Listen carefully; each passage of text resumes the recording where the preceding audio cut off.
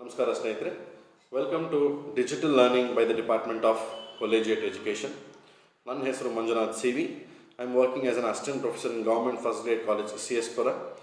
So ಇವತ್ತು ನಾವು discuss ಮಾಡುವಂಥ chapter introduction to measures of dispersion, which is chapter number 4 in the subject quantitative analysis 1 for BCom program.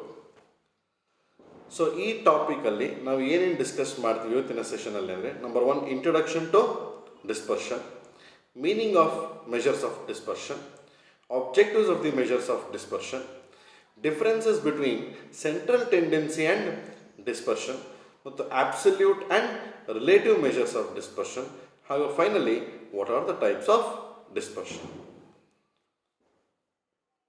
ಈ ಚಾಪ್ಟರ್ನ ಉದ್ದೇಶ ಅಥವಾ ಈ ಸೆಷನ್ನಿನ ಉದ್ದೇಶ ವಿದ್ಯಾರ್ಥಿಗಳಿಗೆ ಡಿಸ್ಪರ್ಷನಲ್ಲಿ ಏನೇನು ಟೂಲ್ಸ್ ಬರ್ತವೆ, ಏನೇನು ಟೆಕ್ನಿಕ್ಸ್ ಇದ್ದಾವೆ, ಈ ಟೂಲ್ಸು ಟೆಕ್ನಿಕ್ಸನ್ನು ನಾವು ಹೇಗೆ ಕಲಿಬಹುದು ಅದನ್ನು ಈ ಪರ್ಟಿಕ್ಯುಲರ್ ಚಾಪ್ಟರ್ನಲ್ಲಿ ಡೀಲ್ ಮಾಡ್ತೀವಿ. ಸೊ ಡಿಸ್ಪರ್ಷನ್ಗೂ ಹೋಗೋದಕ್ಕಿಂತ ಮುಂಚೆ we spoke about measures of central tendency, chapter number 3. ಅದರಲ್ಲಿ ನಾವು 3 ಮೋಸ್ಟ್ ಇಂಪಾರ್ಟೆಂಟ್ ಫೀಚರ್ಸ್ನ ನೋಡ್ತೀವಿ. ಒಂದು ಮೀನ್, ಮತ್ತೊಂದು ಮೀಡಿಯನ್, ಮತ್ತೊಂದು mode. See, in all these 3 cases, whether it is mean, median, mode, harmonic mean, geometric mean or arithmetic mean, we are going to talk about only one single figure. So, one particular figure ಬಗ್ಗೆ entire data ಮಾತಾಡೋದು. The highest repeated value would be mode, the central most value would be median, and mean is the average. So one particular figure ಬಗ್ಗೆ ಮಾತಾಡಬೇಕಾದ್ರೆ we cannot talk about the remaining set of observations. ಹಾಗಾಗಿ ಬರೀ central ಟೆಂಡೆನ್ಸಿಯಿಂದ ನಾನು entire distribution ಬಗ್ಗೆ ಮಾತಾಡೋಕ್ಕೆ ಪ್ರಯತ್ನ ಪಡ್ತೀನಿ ಅಂದರೆ it is not possible. Reason being central tendency talks about only one particular single figure. ಹಾಗಾಗಿ we need to talk about measures of dispersion. ಉದಾಹರಣೆಗೆ, if we look at the distribution example given here, it says distribution A has 3 values 50, 50 and 50. ಹಾಗಾಗಿ mean is the average which is 50. Second case ಅಲ್ಲಿ distribution B ಅಲ್ಲಿ you can observe the first value is 30, second value is 45, third value is 75.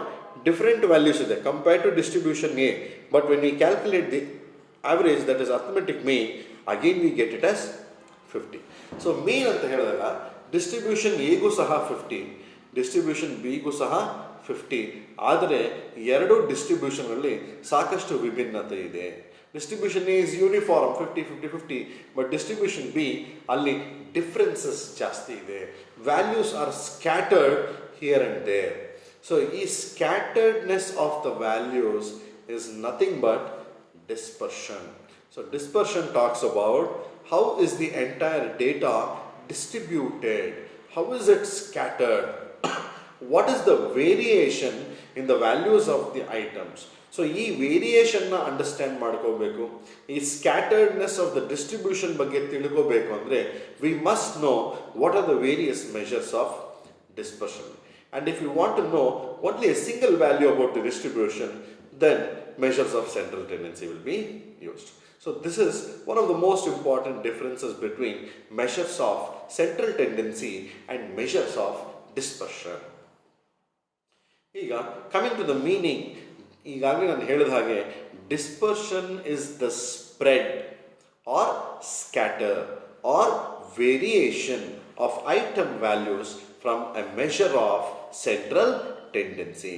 ಉದಾಹರಣೆಗೆ ಮೀನ್ ತಗೊಂಡ್ವಿ, ಮೀನ್ was 50. Last example ನೋಡಿದ್ರೆ distribution ಏನಲ್ಲಿ ಮಿಕ್ಕ ಉಳಿದು values 3 values ಸಹ it is around 50. But distribution B ಅಲ್ಲಿ ನೋಡಿದಾಗ ಒಂದು ವ್ಯಾಲ್ಯೂ 45 ಇತ್ತು, ಇನ್ನೊಂದು ವ್ಯಾಲ್ಯೂ 75 ಇತ್ತು. ಹಾಗಾಗಿ ಅಲ್ಲಿ ವೇರಿಯೇಬಲ್ಸ್ ಸ್ಕ್ಯಾಟರ್ ಆಗಿದೆ, ಡಿಸ್ಟ್ರಿಬ್ಯೂಟ್ ಆಗಿದೆ, ವೇರಿಯೇಷನ್ ಇದೆ. So that is the meaning of dispersion. Second, coming to the objectives of the measures of dispersion.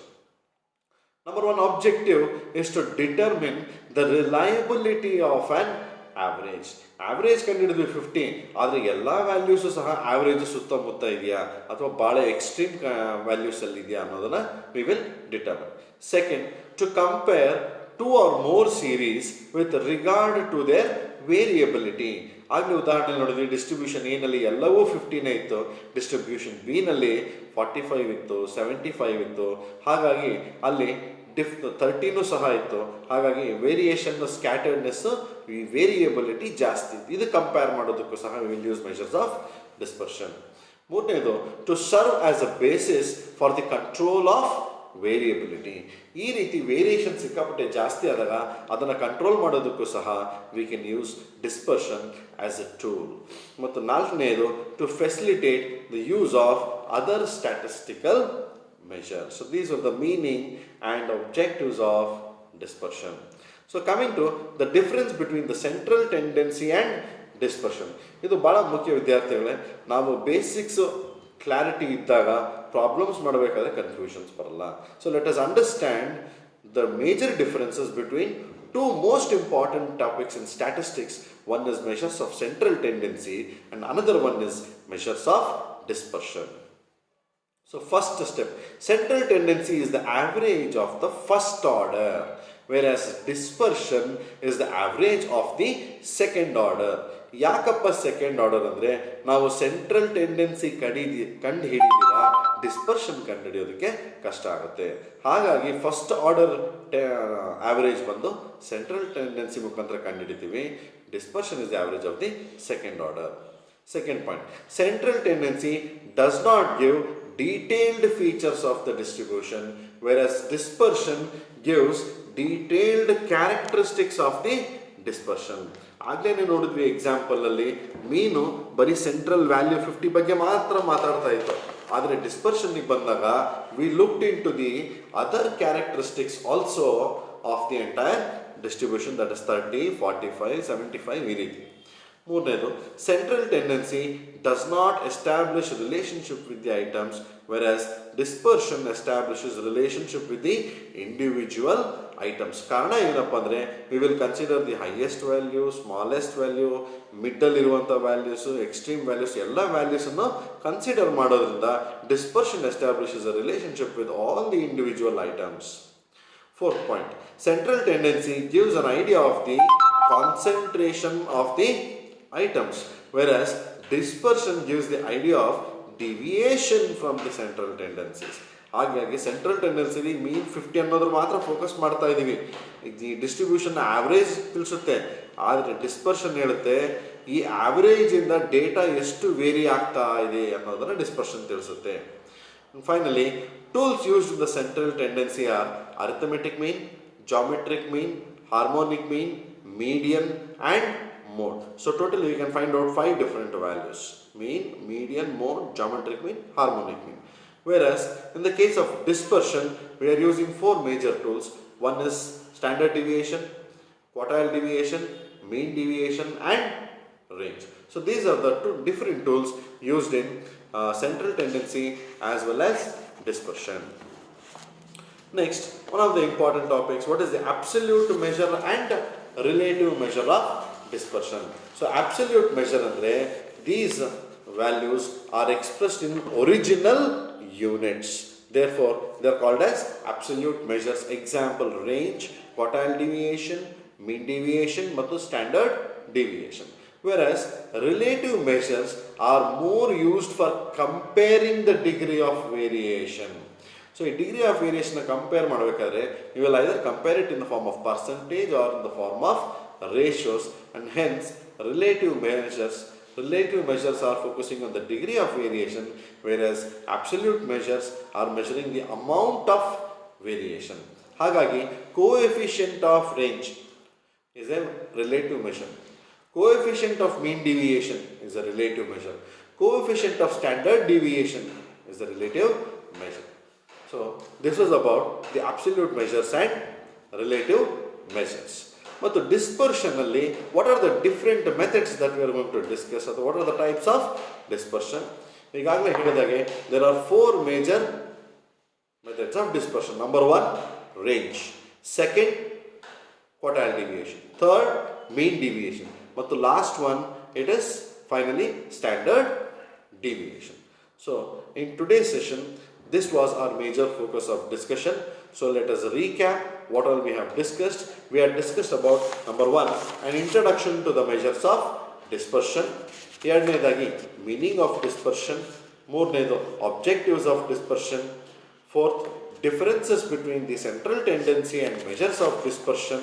ಹಾಗೂ absolute measures and relative measures of dispersion. ಹಾಗೂ ಕೊನೆಯದಾಗಿ we discussed what are the types of dispersion. So ಇಷ್ಟು theoretical ಆಸ್ಪೆಕ್ಟ್ಸ್ನ ತಿಳ್ಕೊಂಡ ನಂತರ let us look at one or two multiple choice questions. First question ಹೇಳುತ್ತೆ what are the tools used in central tendency.